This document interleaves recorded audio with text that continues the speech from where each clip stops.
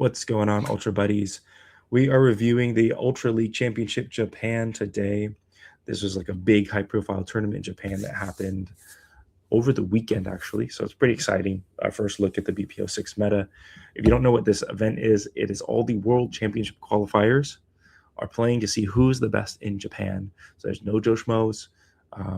It's really exciting to see what they think about the meta and how that might impact some of us in the US who are going to the LA regional qualifiers to get their chance at the World Championships. Speaking of getting a chance, the day before this, there was a last chance qualifier to the last two spots for Japan qualifiers to get into the World Championship.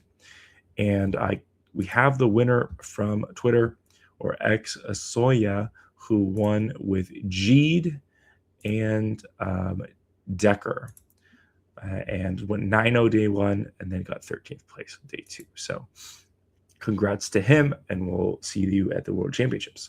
Yep. So yeah, we're just going to review the decks and a general meta breakdown. Gunka knows nothing. Yeah, so I it'll be have fun. not really seen this.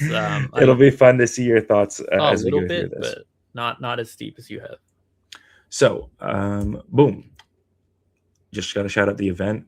Seemed pretty sick. They had some suit actors there. I didn't see the pictures. I think Nexus was there too. And of course, actually, Soroto, the actor for Soroto, played in the 3v3 Challenge Buddy event. So that's so sick. I'm just sit down, play cards. Oh my god, it's Omega. Did he play Omega? He better have played. I think he's holding Omega there. It would be so upsetting if he didn't. Mm-hmm. And then these are our top four. So our winner is Hero. Hero won the whole thing, and we'll show his decks, right? So we're going through a few decks right now. Okay. Hero's decks. Deck A was a Blazar Garon. Deck B was a Decker. Okay. So there's a lot to take in. For me, this was a bit surprising. I didn't feel particularly strongly about Blazar Garon in testing, but I'm glad to show it. It's hard to see here. The Decker is using the round 2 scene at 3 copies, and the Scarred is at 4 for Blazar Garon. Anything stand out to you, or maybe a little surprising about the winner? I don't think it's particularly surprising. I mean, we've always it'd be one thing to really watch the matches, I guess. Yeah. I don't know if they streamed anything versus seeing the deck lists, because a lot of what I've been thinking about this past set is the play style of both you and your opponent really will drive what decks are good. When we did testing with Earth Garon versus me playing Jeed, and I think you were doing a somewhat similar deck list, we kind of quickly discovered that if you're playing against a very aggressive Jeed, you just get shut out. Yeah. But so one, if you're playing maybe against less aggressive playstyles, or maybe there's even user error on our side where if you play a different play style of a Blazar, you can actually work through maybe some of the weaknesses. Yeah, and I think we might have our answer in some of the other deck lists, but it'll be interesting to discuss. So congratulations again for Hero. Yep. Our second place in their deck list was Maguro, or I'm pretty sure that's what it is, but he just uses a 6 instead of a because that's Magu 0, Magu 6. Yeah. So he played deck A as Decker, and deck B is Tiga Blazar. So 2 Deckers so far. Maybe the standout deck for this event. So yeah, I think Decker pretty solid. Zetons are going to make short work of anyone who's trying to pull any mono deck shenanigans. So yeah, I mean Decker's a pretty solid deck. Tiga Blazar, just looking at it, I like the build personally. I mean, I'm a big Tiga Blazar fan. Yeah. I do like their setup. It's pretty similar to my Tiga Blazar build, where you only run 3 level 1s, 4 level 2s, and they have, I think, 2 level 3s here. I think I might have had 3. And instead they're adding an extra level 1 Tiga. So I kind of like it a lot, to be honest. And I think it's got a couple extra cards there looking through it that probably do pretty well for Tiga heavy mirror. Mm, I think some of their plus 1000s from their basic type, and then having an yeah, extra copy of the level 3 power type uncommon yeah, definitely will help them work through any tiebreakers. yeah. Makes a lot of sense. I'm curious, like, what are your thoughts on the Ultra Deck Blazar in this deck? Because it can only give a BB Mhm. down versus Blazar. That feels Yeah. like maybe it might be a little weak. So I mean, I was playing around with this one towards the end of BP5, and I think it's a trade off. Like, there's three Mm, Blazars you could consider. To me, honestly, there's only two that's worth playing in this setup. There's the anti-basic grade mhm. up. That's actually pretty solid if you're expecting a lot of basics, which might have changed going into this set's meta. Yeah, So then the other two options I feel like that are worth considering are ones that are reasonable as doubles, because if you look at this deck setup, you're not going to get too many triples. Like, you want right. something that works off, reasonably off as a double. So the other one that's like an Exile one, that's a 12k as well, but it has a plus 1000 or minus Mhm. 1000 for the turn you play it, which I think is also reasonable. Now this one's pretty interesting. If you use it towards, I think, later rounds, Right. because with Tiga swapping and all that shenanigans, like BP grading up itself and whatnot, there's probably going to be an 18k Tiga that can swap into like a 12k somewhere. Mm, So that's a lane that can, or a glitter Tiga, something that can. Oh no, sorry, it has to be a 18k. So there's something that can afford to lose the bottom card. mm. And if you're playing like this Blazar in like lanes 3 or 4, um, if you BP down your opponent, you could just secure the win. Unless they're playing a triple, like any double going against this, if you BP down it, it'll win. That's true. It requires a lot of planning, so it's not an easy setup. I wouldn't recommend to like newer players, but I do Mm. think there's a lot you can do with this specific setup if you play it right, which clearly shows. Yeah, definitely. I'd be excited to see you take this or take this Tiga Blazer again for a spin, because I think I was expecting the Tiga Max, not so much the Tiga Blazer to show up. So third place, Shiratsuyu, also a Tiga deck, but a Tiga Dyna. Super, super crazy, interesting build there. And this guy was cooking because they also played a Mono Z with 4 Zetons. I kind of really dig this deck. It's Mhm. something that's going to catch people off guard because it's not your very typical deck, but it's really right up my alley with a very small support package. Because Mm, this one I did see ahead of time. This one has 8 cards, so almost like your Ginga packages, where you only have 4 Dynas, yeah. 4 level 2 Dynas, and 4 level 3 Dynas. So it's essentially a mono deck with just a little bit of anti-Zeton splash. But unlike a Ginga, where you can play it as a double and it's like a nice 17k, this is a Dyna deck that gets you more Tigas. Yeah. So and kind of built in card draw with the level 2 I really like. So you Mhm. could play that Dyna level 2 and you mill 5 cards. If you miss, it's whatever. But if you hit the Dyna level 3, then you get to reveal a few more cards and grab a Tiga, Mhm. which is like that. That'll set Tiga up for success, is just having a bunch of cards to build as many triples as you can. For sure. And you know, one thing I Yeah. liked about it too is that you're getting a lot more Tiga search for Tiga specifically, almost in aggressive fashion, Yeah. which lets you take advantage of Legend of the Stone more, which they do play, which Mhm. I feel like we didn't really see a lot in the Tiga decks in BP5. And this is actually like a lot of mill that Tiga decks aren't used to, which sets up Glitter Tiga better. And you'll Yes. notice it has 4 Glitter Tigas. So I think That's this is interesting. pretty interesting. I think the weakest point, unfortunately, is just the Dyna. Like, your Dyna lanes will lose because it's going to be 11k, but that's kind of fine because if you have so many other Tigas Hmm. and you have a lot more draw, they'll typically be able to compensate. Like, if you keep swapping 18k Tigas into lanes like 3, 4, 5, they're Yeah. probably going to win.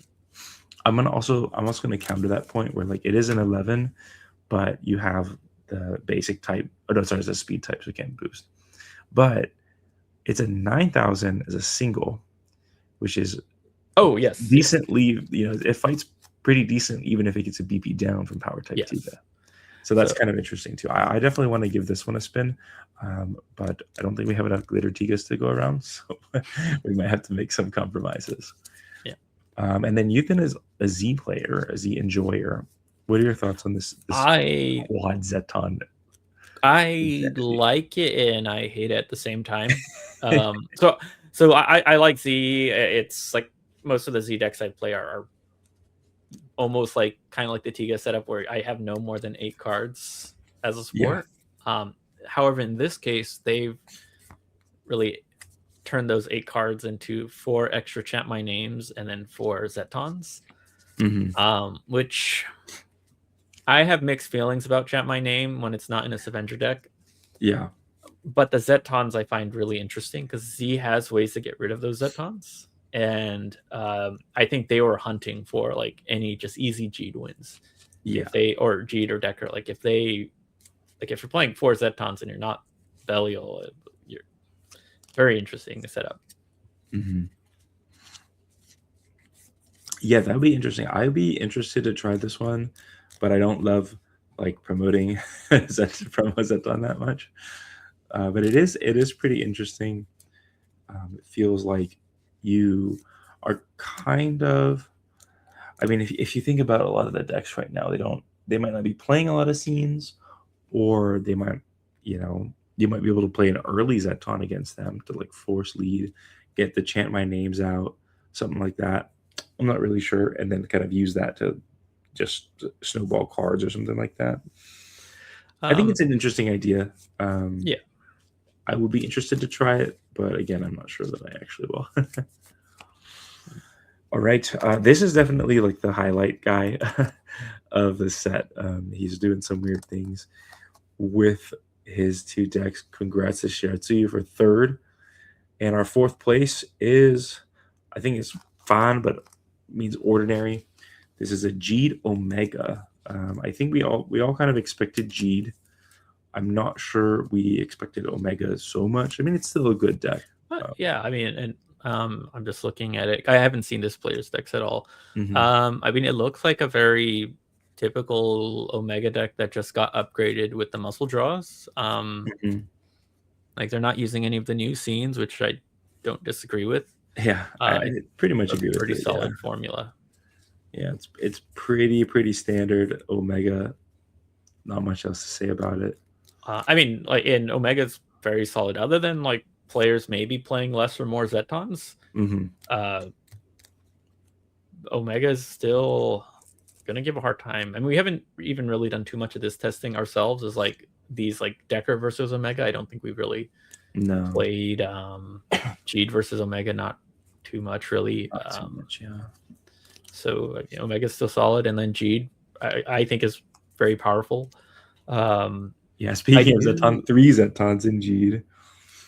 I think what I saw here, and with one of the other decks we were looking at, they are running no scenes, which I mean, yesterday, if you caught our stream, I think I whittled down my original like 6-5 scenes down to 3, and the scenes are nice. It's like a closer, but you can definitely do a lot without scenes, and then making that space for extra Zetons probably going to get you those wins too. Yeah, you take those. Yeah, I think this is like, I think the deck that I'm most interested in, because it's basically all the G decks from this event look similar to this. They play some play Zetons, some don't play Zetons. Pretty much none of them play scenes. This guy's also playing 2 anti-Zeton cards, which is pretty interesting. In a Z and an Orb. They're just 10k vanillas. I can kind of get behind that, but what really strikes me is the speed types. Sorry, where were the? Oh, I see them. I missed one. Yeah. Yep. They play 4 speed type level 1s and 4 speed type level 2s, so that they can get more chances to draw from Wrecking Burst over here. So what I'm thinking of these sort of setups is that they're a little bit less focused on Magnificent as a form of like doing a bunch of BP ups and then playing doubles, but then these are more optimized for drawing cards off of Wrecking Burst and building triples. Yeah. Which if you're building a lot of triples, you don't need the scene. Yeah. So it is, I think, a different play style. I'd be really curious to do a gauntlet test of like the draw heavy one versus Mhm. the aggressive based one. Yeah, But it's interesting. I don't know. It never it never really crossed my mind to try something like this. So it's really interesting to see that this is what they not only what this guy played, but this is like the way to play Jeed in Japan with speed types and like no scenes. So I think that's really interesting. I will say I did a few test hands with it just because I was so curious about it. And to me, the big standout thing is you get a few more draws with it. And first of all, it's really nice to build a bunch of triples. It's nice to build triples. I gotta say that. The thing that I don't like is the speed types do mess up your magnificent a lot. Like you get to add more cards to your hand potentially, but if those cards aren't valuable, then it never mattered. So that's like my take on it right now. Yeah, I think it's interesting because like if you're playing a bunch of triples, though, you don't really end up needing magnificent. You have to see because I just did test hands against myself, so it's hard to see how it actually plays out. So we'll definitely get some games in with this. But again, congrats to Ordinary. Let's move on to the full deck meta breakdown. This is a breakdown of all the decks that we saw in their popularity. So 24% of all decks were Jeed. 20% were Decker. Those are the two most popular decks, Jeed and Decker. I think it kind of makes sense. They're pretty. I won't say they're easy decks, but they're a little bit more. They're a little bit more straightforward than the next two decks, which are Blazar Garon and Tiga Blazar.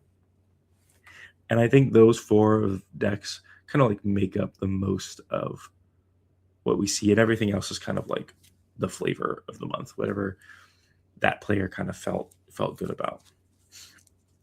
Any surprises here? No. I mean, I'm just looking at the other decks, but they're really at this point they're just one-off decks. Like one, I'm assuming that means just one person played Mono Zero, one person played Dyna Arc. Yeah.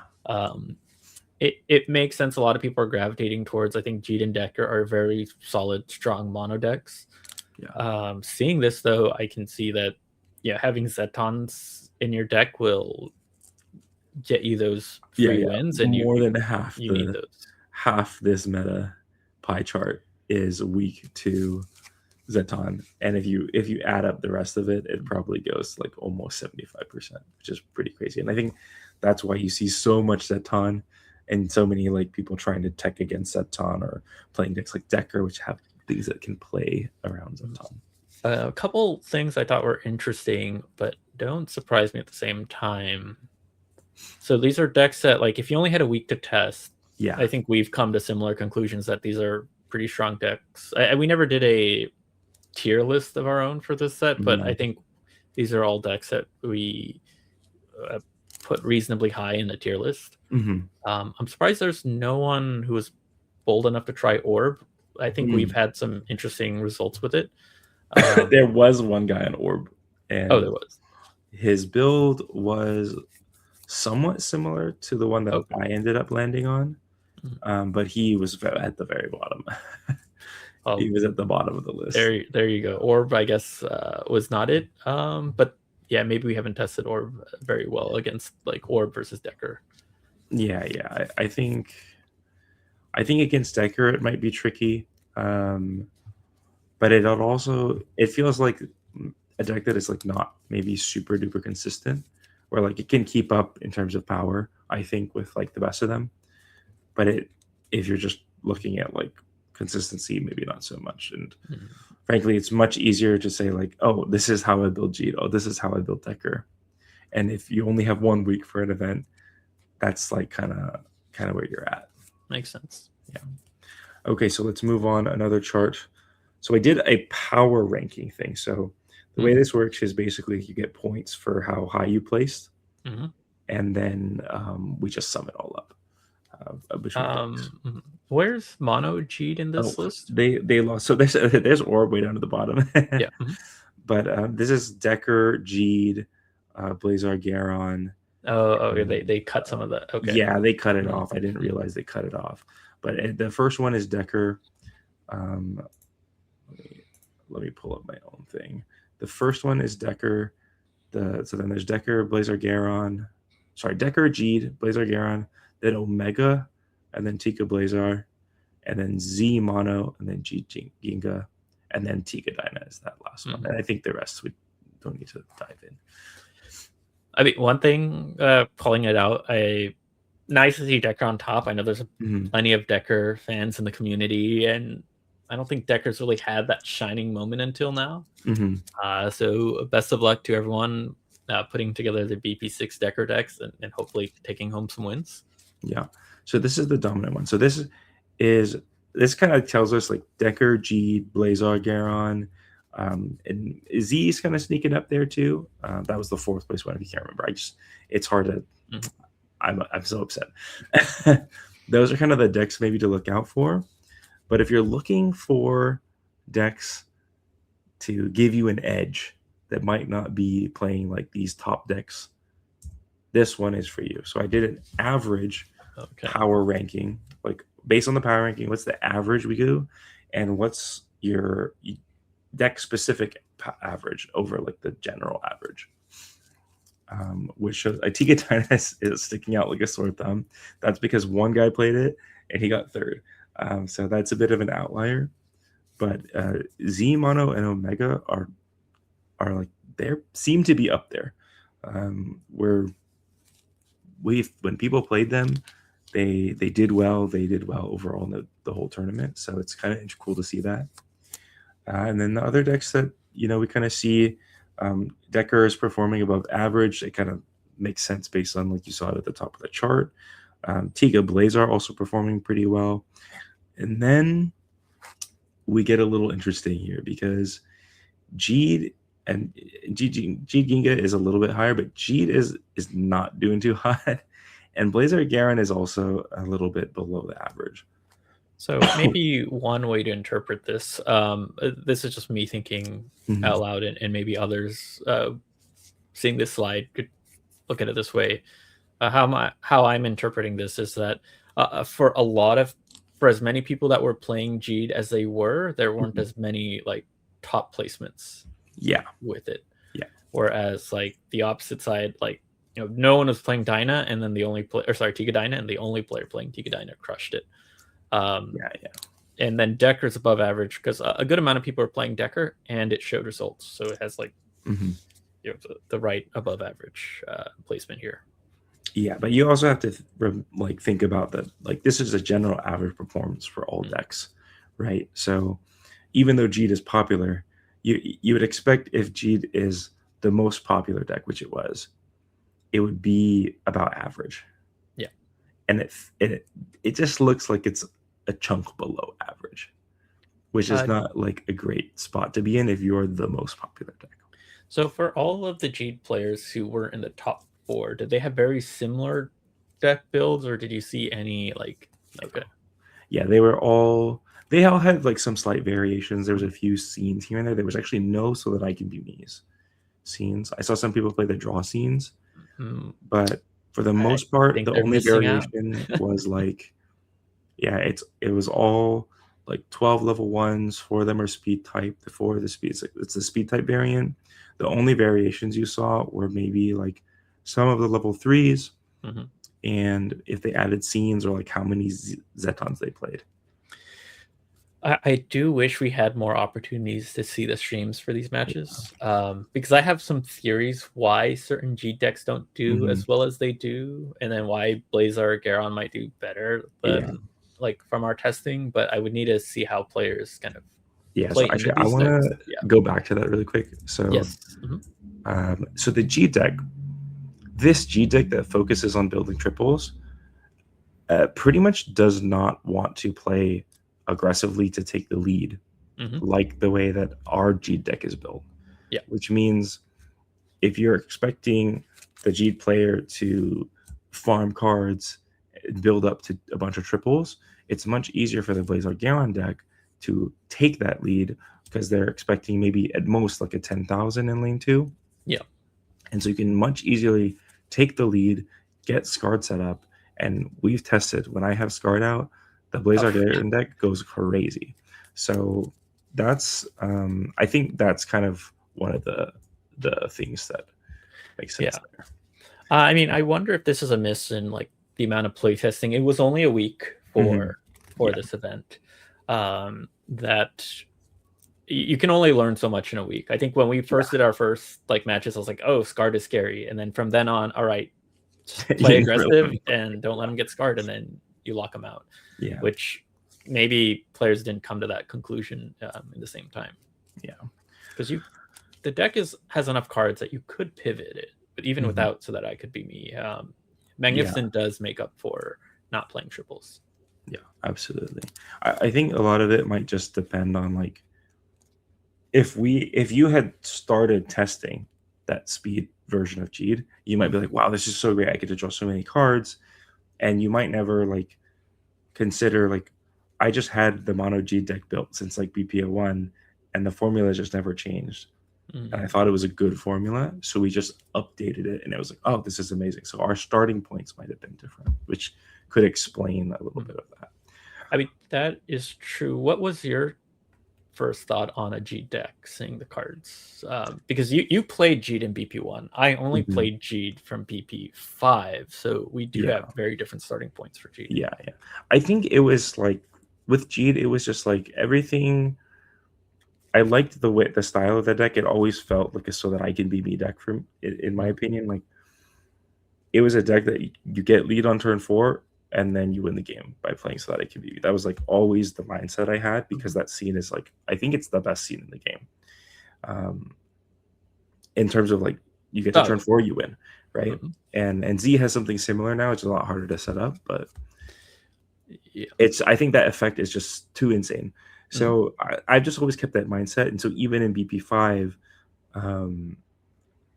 like I never really played the deck, and like you started playing it, but like that was like the thought process in the original build that I handed off to you. Yeah. And I think that's also the style we enjoy too, both of us, because it's a little bit more flexible than like I have to build triples. Yes. Yeah. So enough of our Jeed soapbox. These next two charts might help you get an idea of some of the things you were talking about well, Jeed maybe didn't perform. Like, it was very popular, but maybe didn't perform as well as expected. So we get a little insight here. These are messy. But okay, the one on the left, I think I can figure out. The right one is a lot. The right one, I had an idea. I didn't really play out as well as I might have liked, but the left one is basically like on the bottom, you have like the usage, how many people played it. So you can see like Jeed was the most popular.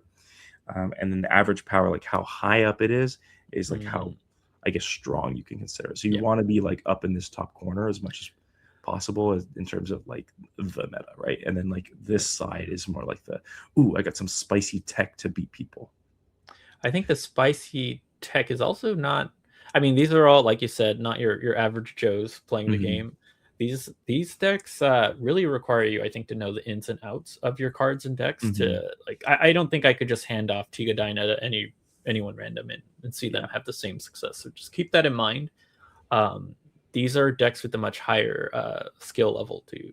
Yeah, that's actually an interesting point, where like Jekker and Jeed are definitely a little bit more straightforward, and they end up being more popular because of that. Yeah. While these decks might have a little bit more like fine-tuning or nitpicking in the plays that you need to make to have them do well. This one, I'll try to explain it. It's not just colorblind friendly. No, it is for not. any apologies for any colorblind. It's not friendly for anything. So the idea here was to see, and I wish I feel like it would make more sense if I was able to like toggle the people, but I didn't know how to do that. But basically the idea was like, going back to Jeed here, like, okay, well, it feels like it performed less than expected. So I wanted to understand why. So if you look at the red, like any bar here that is a red, it's kind of like showing where it placed among the 27 players. So like, there's a lot more red here at the bottom, and it does not really show up at the top. That 27th, is that red and orange? It's just red. Oh, that they only play Jeed? No. So this is not like what people played. This is like there was a Jeed in 27th. Okay. And Oh, it just and then the happens other to deck they played was not one of these 5. was not one of these 5 decks. Yeah. Got it. Okay. Yeah. But I guess I could have done like an other that's gray, and maybe that would have helped. But Yeah. but then the thing here with Omega, it's like there's only a few Omega players, and they're all up there at the top. Decker was pretty spread out. Blazar Garon was pretty spread out. And then like Tika Blazar is kind of like here in the middle with one guy getting second. So it's hard to read, but that was like the idea of it. Just kind of get an idea of where decks may be clumped in terms of placing. So yeah, I think that having the gray other would have helped, because one thing I'm drawing from this are the players who went off the map and did their own thing. They either did 16th or 3rd, so you're above average if you're if you go freestyle and you put the right deck together. You're set up. This for guy was success. the Z Tiga Dyna Z Mono Z guy. Yeah, so it was interesting. I thought it would be an interesting thing to look at. I think the idea is there, the execution is not quite there, and I think that is it for all my charts and stuff. Just thought it would be fun to look at. So that's our recap on Ultra League Championship for Japan. Hope it gives you an idea of what you might want to play this meta, and especially if you're prepping for the LA Regionals. Any final thoughts, Glenn? Yeah, I think this was a really fun walkthrough. They'd seen most of the decks, but kind of doing this analysis and seeing the full meta breakdown chart. I think I think it's going to be a very interesting LA qualifiers, though I expect a very different conclusion to like the breakdowns, because the play styles and the players themselves are quite different. These are the the best of the best all over Japan. Yeah. I mean, I didn't follow every Japanese qualifier, but by far each of these qualifiers were probably larger than any of the US based ones. And far more competitive. So these guys know the game in and out. And then seeing them come to certain conclusions, I think was really impressive. If anything, like when I look at that chart and think about the Mono Z and Tiga Dyna, I'm actually a little bit more curious, is that a testament to those decks themselves or the player? I think that player's ability to take those decks and navigate like a Decker G heavy meta and come out on top, or even top 3, like, because at this point, anywhere in the top 4 kind of just comes down to a bit of luck as well. Yeah. You can just luck out and end there. But if you're placing in the top 8, like, you definitely put something pretty well together. Yeah. Okay. And my final thought, just some fun stats that are a little bit less important. The Zeton stats, promo Zeton stats. Oh, there was a total of 58 promo Zetons out of across how many all the 27 players. So in total, only 8 players didn't bring Zeton. So about 30% just were like, they just didn't have it or decided not to bring it. And that comes out to, on average, there was like 2.2 Zetons per player. Okay.